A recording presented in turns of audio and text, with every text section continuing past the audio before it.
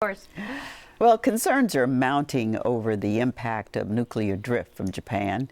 Earlier today, Climate Watch senior editor Craig Miller spoke with Mary Nichols, chair of the California Air Resources Board, under both Arnold Schwarzenegger and Jerry Brown in this Climate Watch conversation. Mary Nichols, thanks for taking a few minutes with us. It's a pleasure. You are, of course, charged with implementing the sweeping 2006 law known as AB 32, the Global Warming Solutions Act, and more recently with prodding utilities toward 33% renewable energy by 2020. And we'll talk about those. But first, a nod to what's on everybody's minds right now, I think, not to discount the enormous suffering that's going on in Japan right now. We are getting questions about nuclear drift here in California. Right. How involved is the Air Board in watching that, or are you communicating with those who are? And are you hearing the same thing we are, that the risk is minimal at this point, at least? Our agency is responsible as a member of the state's emergency task force for monitoring events, and we are on conference calls several times a day getting updates from the federal government. The radiation monitoring is done by the U.S. EPA using their own equipment, but they're on land that the state owns, and in many cases they're right next door to our own monitoring stations. And we share a lot of information and perspectives about the way the wind blows. ARB, of course, for years has been looking at deposition of pollutants that are generated from as far away as Asia and making measurements and assessments of what they contribute to our onshore air pollution. So radiation in that sense is familiar to us as another type of pollution, obviously a very serious and long-lasting kind of pollution. And do you concur with the minimal risk aspect of it? Yes, well, I think I'm always very wary of characterizing risk in these situations, but for the moment we can say that the levels that are being measured are not far above background levels, and that based on what we know, we would expect that to continue because most of this material will not reach the upper atmosphere and will fall out over the ocean before it reaches our shore. But I think one of the things we've learned over the years in dealing with all kinds of emergencies, whether it's forest fires or explosions at facilities here, is that it's important to give people the factual information and let them make up their minds for themselves about how serious the risk is. Now that this crisis has caused U.S. reactors to be put under the microscope, do you think there's any implications here for California's efforts to get to that 33% renewable goal? Might we be forced to use more fossil fuels? Do you see any scenario in that? I don't think so. You know, California has, of course, 2 large nuclear facilities on the coast, and we continue to rely on them. They're very important baseload electrical generating stations in our state. But the 33%, of course, is going to come from new facilities coming online, solar and wind and geothermal and others.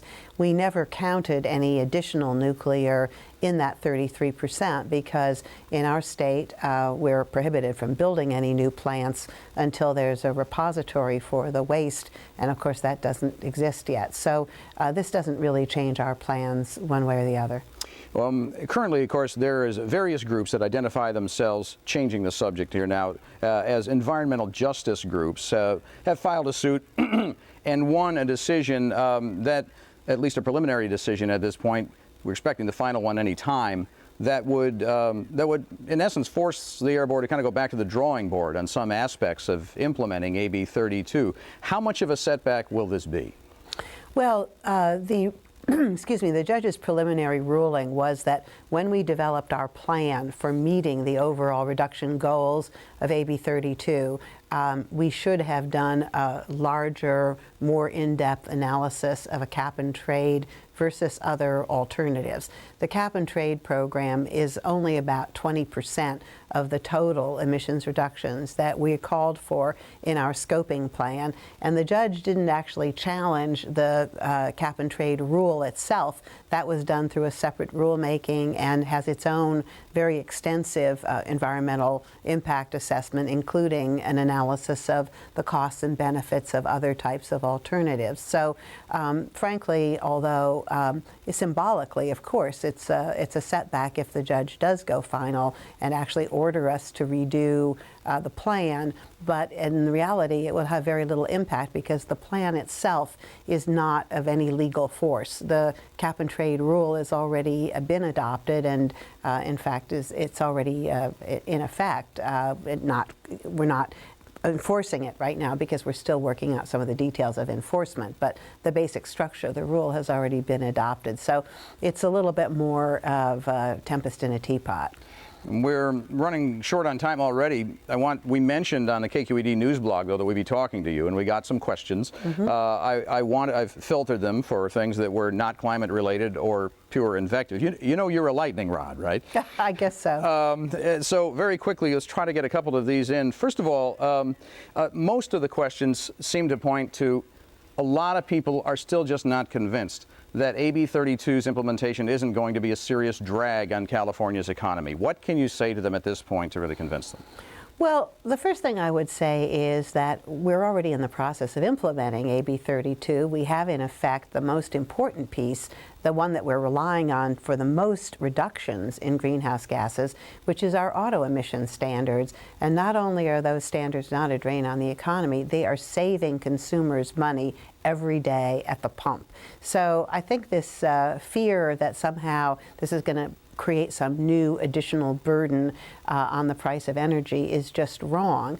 And I guess the other thing I would say that at least gives me comfort is that we basically had this discussion during the course of the last election.